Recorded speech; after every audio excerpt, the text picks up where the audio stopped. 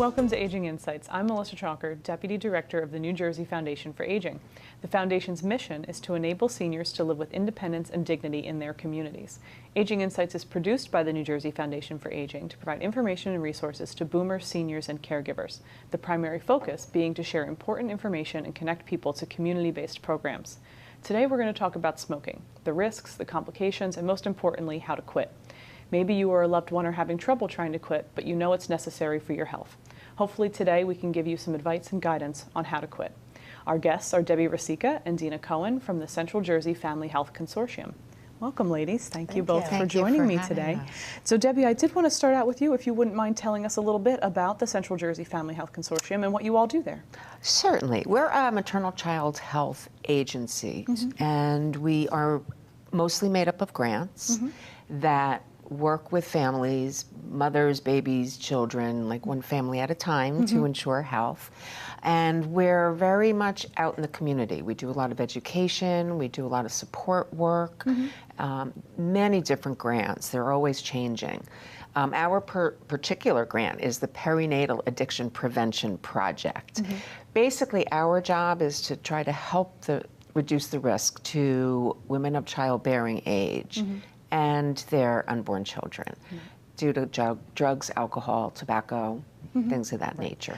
So that's why, even though you focus on younger people and particularly maternal health and women of childbearing age, you're here to talk to us about older adults, but specifically you're here to really talk about the risks of smoking and how dangerous that is for people and what the health risks really are. So what I wanted to start out with was just if you could explain to our audience what the dangers are of smoking and what the health risks are that are associated with that, for those who may not recall. Well, the problem is that the toxins in the smoke, there's about 7,000 toxins in tobacco products, cigarettes.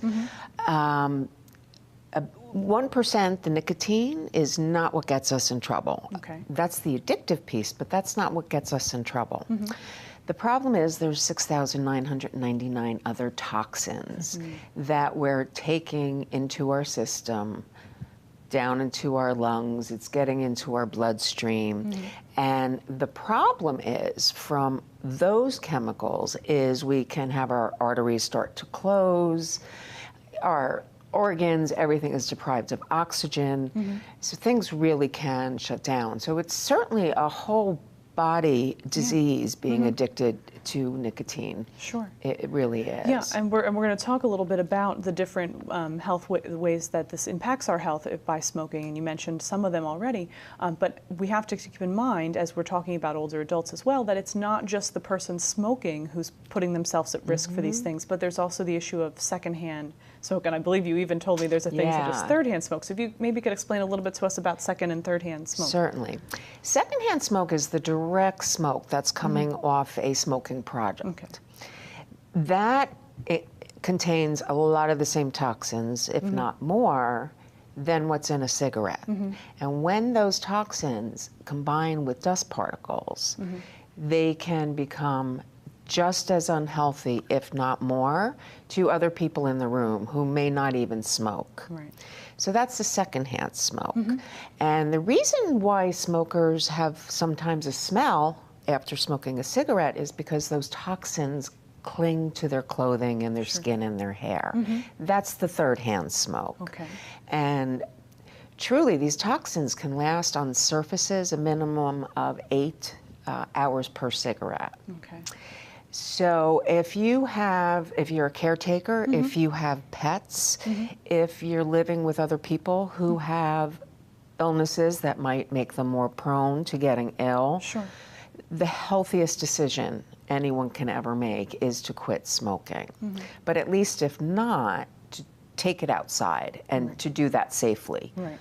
Which is away from open doors and windows. Make sure you wash your hands as soon as you come in so you're not spreading those toxins. So that third-hand smoke, you said, is from staying on your clothing and your skin from contact with a cigarette via smoking. And so does washing hands really get rid of that? Because you said it can stay up to 8 hours. I mean, it's not going to get rid of it totally because it's still on everything else. But certainly, if you're picking up child you're caring for, or you go to pet your dog, at least you're taking those toxins off your hands. Yeah. So, best would be go take a shower, wash your hair. right, know? and think about people who smoke. I mean, and really, in order to keep everyone around you safe, having to do that after every cigarette. You could see all the reasons piling up as to why quitting is a good solution to that. So I did want to, talk a little bit more about that second and third hand smoke, because as we talk about the older adult population, they have grandchildren or great-grandchildren that they might be in contact with, but also they might be a caregiver for a loved one, a spouse or someone else in their life. And so that idea that if you're smoking and you're bringing that smoke in with you, even if the person's not sitting next to you when you're smoking, you're bringing that smoke and those toxins in with you on your clothing and your skin when you smoke. So I think it's important for people to know that. And little children breathe more rapidly than we do. So they're taking in those toxins much more quickly than we are. And sometimes, they can't change their position. They can't get up and walk away. So even folks who only smoke in the car when there are no passengers in it, it's all clinging to the interior. So, you put that child in their car seat, they're just surrounded by those toxins. So that's all, I think, really important stuff for our audience to know and remember as they think about these decisions. But I did want to continue to talk about the effects, obviously, directly on the person who's smoking. So you talked about all the toxins that are in cigarettes and effects on arteries and lungs and getting into your bloodstream. So what are some of the diseases that we see directly correlated to smoking? Well, multiple cancer. Types of cancer. Of course, lung cancer, mouth cancer, kidney cancer, bladder cancer, pancreas cancer, liver cancer. It just really can compromise the body's ability to not take hold. It really compromised the whole environment. Thousands of those toxins are cancer causing. And I think, in particular, you mentioned earlier to arteries, and so this is why we see that doctors talk about the risk between smoking and heart disease, right? Yes. And once you quit, no matter what age, you really can cut down your risk of heart disease drastically. You can get to a point where your heart is as healthy as a person who may not have smoked. Which is kind of a good thing. Yeah, it is kind of a good thing. So that is exactly one of the things I wanted to talk about with you is for people who say, that they get to a certain age and, I've been smoking since I was young and now I'm too old to quit at this point in my life. Why bother, right? So that's really not true though, right? It's not true. Our bodies are pretty resilient. And regardless of how long you've been smoking, once you quit, you're getting a better flow of oxygen. Your lungs are turning pink again. They're starting to. You have more energy. You just feel better. Your breathing is more relaxed. Overall, you just immediately feel so much better. So it's just that idea that, there is no age where it's not worth it. There is no I'm too old to quit, right? Everybody should say, I can quit, and they will see at least some health benefit in doing so. Is that right? At least give it a really good try.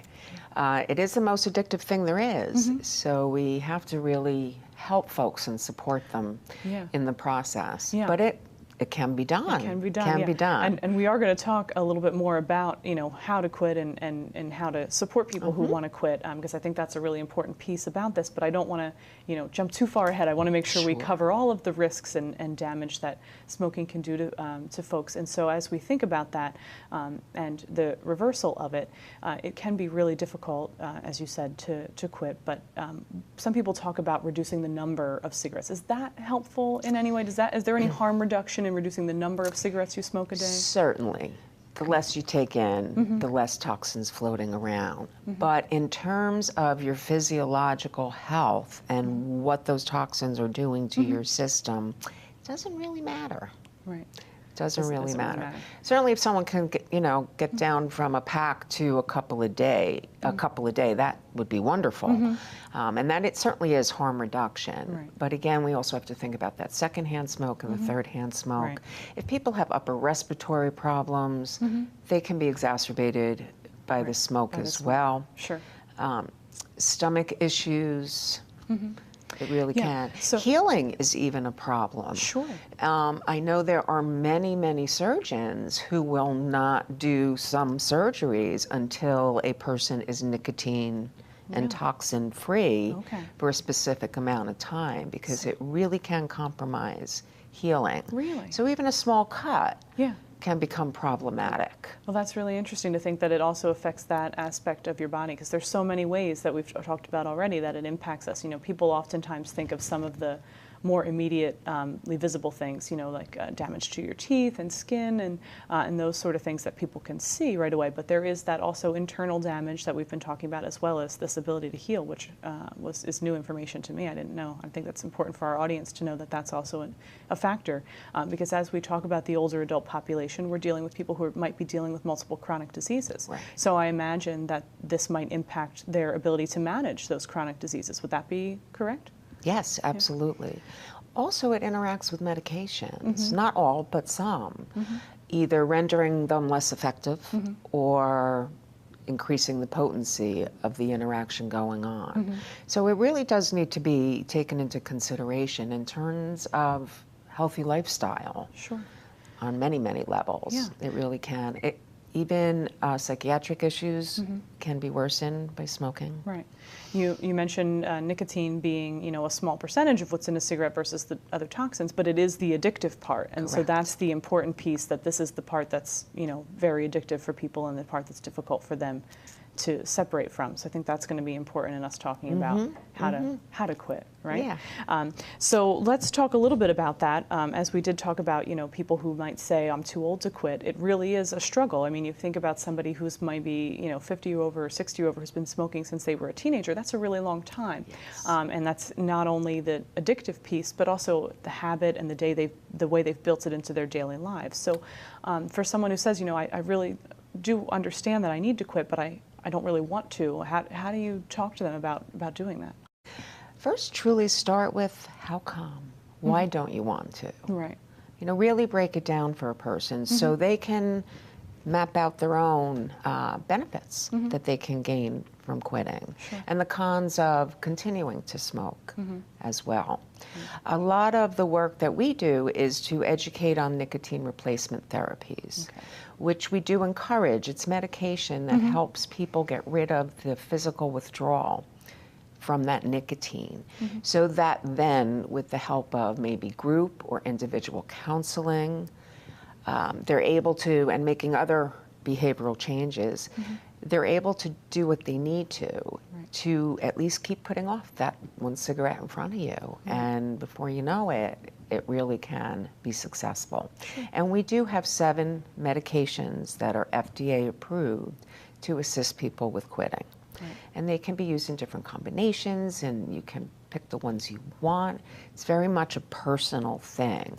And most insurance companies will cover at least some of the medication. Well, that's good to know, yeah. Yeah.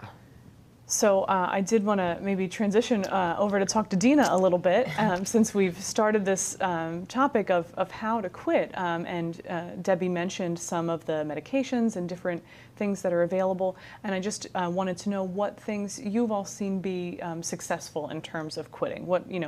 What are the options, and in terms of those options, what have you seen be most successful for folks? Well, I can start with, first of all, Debbie tapped into literally everything that I was thinking of, and I'm like, oh, she'd mentioned everything as it was going along. Let me start with why people are not successful. And it's been not support. So Debbie talked about having a support, whether it's group or individual. Most people is 7 to 9 attempts at quitting before they're successful at quitting smoking. So even though you haven't been successful in the past, this is one of those things, try again. Right. Medications not being used for long enough periods of time and not high enough doses. You know, contrary, we're becoming very conscious of medications and not using. This is one of those anti. The more medication you use, the better people are, the more successful they are. So we usually put people at a higher dose nicotine patch because we find that there's not going to be negative results. They're going to be more successful because they're feeling less of the effects of withdrawing from the nicotine. And like Debbie mentioned, the nicotine being the most addictive substance on the planet, that's the issue that everyone's dealing with. Sure. So we promote, when we do groups, is using high levels of nicotine, using them usually for longer periods of time that maybe the box is telling them to use it for. This has been a habit that's been in place for many years with these individuals. So you're not going to get rid of it. You haven't been smoking for a month. A month is not a long enough period of time to get rid of the habits. So there's no negative effects. I had once done a group, not even with smoking, and there was a man in this group that told me he was using the gum for over 20 years, the nicotine replacement gum for over 20 years. The point was he wasn't smoking. And the nicotine does not necessarily cause health issues, negative health issues. He wasn't exposing his family or himself to all those other chemicals. Whatever he needed to do, he wasn't smoking. So what I'm hearing from you is that there really is no wrong way to quit. It's very individual because everybody's going to react to these things differently. And the other thing is that, I want to make sure we emphasize that, what did you say, it was 7 to 10 times that somebody tries? Yeah, 7 to 9, 7 to 10 times, yes. That someone tries. So for those folks who are thinking about quitting or who have tried before and are giving up and saying, oh, I'm never going to be able to do it, if you've tried 3 or 4 times, don't give up. Try again, because you might find that time that it really sticks.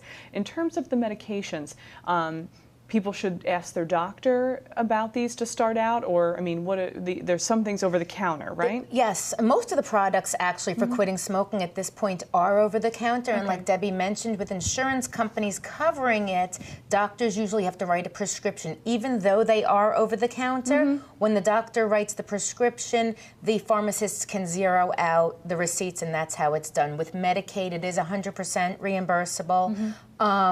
People like us, smoking certified tobacco treatment specialists, which Debbie and I both are qualified. We went to the Rutgers School of Alcohol and Drug Studies and got our certifications, and that actually we're able to put together treatment plans for these individuals and help them. There's a New Jersey Quit line that's available where there's individual counseling to help these individuals to put together, because it is, like Debbie said, there's not a one-size-fits-all. It's very individual, and it's for that individual to decide for themselves what fits into their life best. Sure. And I think that's, something that we can't emphasize enough, that this is what fits into your life best. How can you accomplish this task of quitting smoking? And I want to make sure we let people know that, as you said, there's a lot of nicotine replacement therapies out there, the drugs, the patch, the gum, and, to consult a professional when choosing those things for help, but that this piece of the counseling can really be a help in addition to just doing the nicotine replacement drugs, right? You can... Oh, absolutely. Groups in general are very supportive because, it's not just the counselor, but it's the individual sharing that they're going through the same experiences at the same time. It's having the support. Oh, well, I tried this worked for me. Oh, really? And you hadn't thought of that. So it's the interaction that goes on. It's being with other people that are dealing with the same thing at the same time. I did mention the over-the-counter products, but there are prescriptions. There's prescriptions that work very well, that are by prescription only. So having the conversation with the doctor, with a certified tobacco treatment specialist, is really important because there's some great helps out there. The science is getting better and better, and with that, that's where you need the professional help. For someone to be able to tell you, well, this is why this would work, and maybe talk to you about what other medications you're on, because as Debbie said, sometimes there are interactions with these things, so you want to make sure that you're talking to a doctor or pharmacist or some other professional who can give you great advice on those things. It's all super helpful, really is. So as we're talking about the medications and the support groups and these things, I was thinking about, support of those around you as well. So in addition to counseling, it's important that the people around you are supportive, and it kind of reminded me when we think about individual and group counseling and also support of your family, that this is similar to other addictions that people might be fighting. And I know part of your program is not just dealing with nicotine, but also other addictions. So how do you see this affecting people who might have multiple addictions? Is there a particular model in which, you know, you address all of these at the same time? Is it best to address them individually? You know, kind of how do you tackle that as a professional? I'm smiling because I'm really glad you asked that question. Yeah. Again, with the science, you know, years ago, Debbie, I'm not going to say our ages, but it wasn't necessarily like, all right, you're just dealing with maybe heroin or crack or cocaine. Let's, you know, take it one step at a time. The new science actually shows quitting all addictions at one time is the way to go. People are the most successful that quit smoking with the other addictions because they're finding that smoking is a trigger to trigger back alcohol use, drug use. So people that have the less relapses with drugs and alcohol have quit smoking at the same time. That's really what the research is showing. So even a lot of residential treatment centers are banning smoking and other addictive products, sugars, caffeines, because they're finding it's a whole comprehensive, it's a holistic, looking at the entire person. If I'm treating my nicotine addiction like I'm treating my alcohol or my heroin, it's, you know, I can talk to my sponsor, I can talk to my counselor that I'm having triggers, that I'm having issues, and encompassing it, I want to be a better, healthy person, all in all, and that includes quitting smoking at the same time. Yeah, and that, you know, that makes a lot of sense, you know, because a lot of times these addictions coexist with each other, not just because this person may, you know, have multiple problems, but because they are triggers. Absolutely. You know, I mean, you go to a bar and, you know, people are drinking and you're going to continue smoking, which is why I thought it was also important to bring up the support of those around you. Because if you're, you know, living in a situation where the people in your home smoke, or you hang out with people who smoke, quitting is that much harder, because when you're with those people and you're seeing them do that activity, it really triggers you to want to smoke as well, right? Absolutely, and that's where group comes in. You know, and you could talk to somebody else in the group and say, well, how are you dealing with this issue? One of the first things I say in group is tell on yourself. Immediately tell everybody that I'm quitting smoking, because, you know, it's like going on a diet. You know, if you tell on yourself, then when you reach for that slice of chocolate cake, your family's like, hey, you just told me you're on a diet. You know, the same thing with smoking. It's being accountable. Yeah. So if you tell on yourself and you put it out there to everybody, I'm quitting smoking, even if there's other smokers in the house, they still hopefully will still be supportive of the fact that you're trying to quit. Right. And that idea of having, holding yourself accountable, but also asking others to hold you accountable is great. You know, like the group is a great way to have kind of an accountability partner, but, you know, would it also be great if you could have that with maybe it's the person you live with who also smokes, and maybe you could do it together. And try to accomplish that together and keep each other accountable, right? Yeah. I mean, I'm sure it could go the other way too, with we'll just have one, right? Right. But you know, hopefully they can hold each other accountable and maybe be successful in that. Yeah, and of course it's easier if you have the support of your family and friends and everyone's doing this together, because you're right. It's easy when you're around your family who's not smoking all day to not pick up that cigarette. And we hear this time and time again. It's when I'm around people that are smoking that it comes back for me. Sure. Yeah, I mean, because it's a habit, right? And you know, we get into that routine of it, and when you see it, of course, you're going to want to. Whether it's a good habit or a bad habit. Either way, right? We get into those daily things. So, as we're talking about quitting and ways to do it and all these things, I want to make sure that we address a really important topic, which I know you both talked to me about off camera, which is this whole new e-cigarettes and vaping, and how, you know, we see a lot of young people utilizing these things, but we also see older adults who might think that they are doing another harm reduction, that they're using it as a tool to quit, and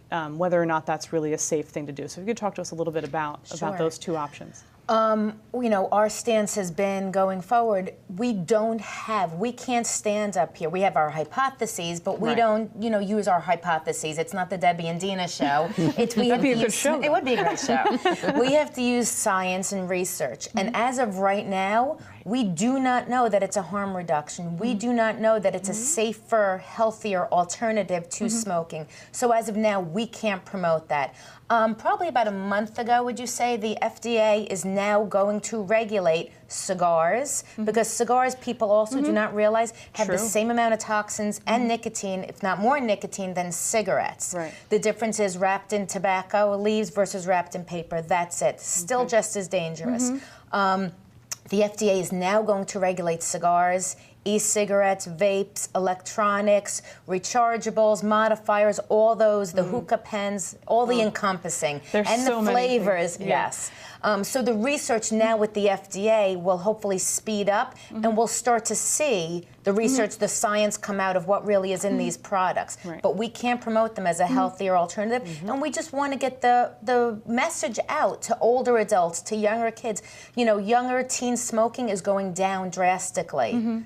But that's really like a misnomer or a confusing statement because electronic cigarettes are going through the roof for them. Kids that would never pick up a cigarette are picking up electronic cigarettes. And that's and I don't want to get off on a tangent, but that's a lot to do with the fact that you can get flavors in these things, right? And that's really appealing to, I think, everybody, but to children in particular. To towards kids, to teenagers. women, flavors. And that's what makes it more appealing. And the FDA got rid of, when they started regulating cigarettes, flavored cigarettes came off the market. Right. So now there's still flavored cigars, which are used for other purposes as well. Those the FDA will also eventually take off the market. And when they take the flavoring out of all these, they're calling them ENDS, electronic nicotine delivery systems, which encompasses the vapes, all these things that are a mouthful, the ENDS.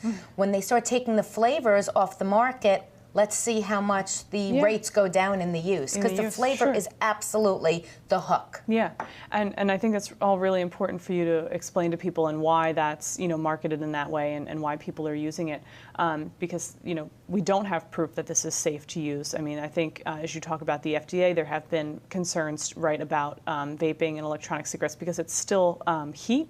Right, that's going in. Is that what I understand? That it's still something that's hot, and that is also damaging to the esophagus and other. And they have found metal particles in the vapor that is coming out of it. We're not really sure. I don't mean us, I mean the community. Is not sure what is in the vapor, how the vapor actually takes place, but in the vapor they have determined that there's higher levels of formaldehyde than there is in traditional tobacco cigarettes. There are metal particles that are in the vapor. And remember, you know, our lungs are only capable of absorbing so much, even vapor. Even liquid vapor, that it starts to settle in the bottom of our lungs. So when these metal particles in the vapor start to settle in the bottom of our lungs, the formaldehyde is settling in the bottom of our lungs, what is that going to do? What kind of diseases? Emphysema, COPD, which, you know, smoking causes, is a strong possibility with the vaping and the ENDS as well. Right. Great. I think that's all really important for people to understand, all the ways to protect themselves, and that, you know, some of these things are risky, and that you should probably think about or consult a doctor or some other professional before you choose an option. But I also want to make sure people remember that, as you both have said, that, you know, quitting, there are lots of options and choices to make, but there's help available. People can contact professionals such as yourselves. Is there a way to reach, you know, like a hotline? I know there's a Quit line, right? The New Jersey Quit line. Is there another hotline where people can find a certified addictions counselor that deals with smoking? Is there a way to do that? There's a 211 line. There is. Which, you know, you can get information, and there's an addictions component to the 211 line, which could put you in touch with us. There are 3 consortiums in the state of New Jersey. There's the Moms Quit Connection in the southern part of the state, but they do have people available in the central and northerner parts of the state. You certainly can contact our agency, and even if it's not somebody in one of our 6 counties, we would be happy to make the referral exactly to the appropriate other counties. And perhaps the best advice is to always ask your healthcare professional, whether that be your primary care doctor or another physician or medical professional. If they have a referral they can make to you for help, right? Yes, of course. Well, thank you, ladies, both so much for joining me today. I really appreciate it. I think you've provided a lot of information for our audience, and I hope those who are struggling to quit can use some of this to get healthy. Thank you. Thank you. Thank you.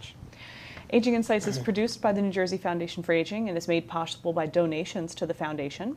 To become a sponsor for Aging Insights programs, please go to our website at www.njfoundationforaging.org or call our office at 609-421-0206.